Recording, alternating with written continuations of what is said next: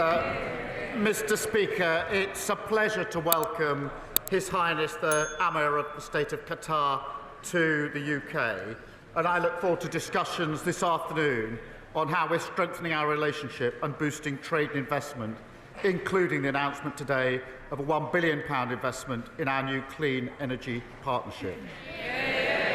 He said that the former Transport Secretary was only asked to resign after further information came to light. What was that further information? I'm not going to disclose private conversations. Further information came to light. The Justice Secretary resigned. As I say, what a marked contrast. But whilst she's obsessing with the Westminster issues, we're getting on with fixing the mess, fixing the foundations, that £22 billion black hole, our prisons bursting, and Mr. Speaker, as we found out last week, nearly 1 million net migration numbers because of the Tory open borders policy. Kemi Badenoch.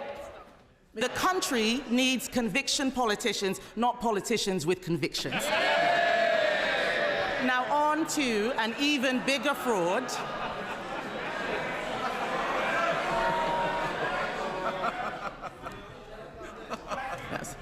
Now on to an even bigger fraud, the budget. Last week, the Prime Minister failed to repeat the Chancellor's pledge of no more borrowing and no more taxes. It is obvious that they are coming back for more.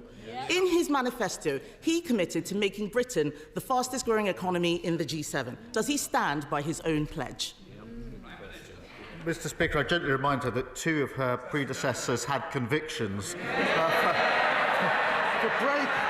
breaking the COVID rules. I'd also invite her to look at the OECD report of this morning, which has upgraded growth for next year and the year after, which now puts us on target to be the highest growing major economy in Europe in the next 2 years. She should welcome that. We've put a plan in place, the Border Security Command, backed by £150 million, 100 more NCA officers, and we're introducing counter-terrorist style powers.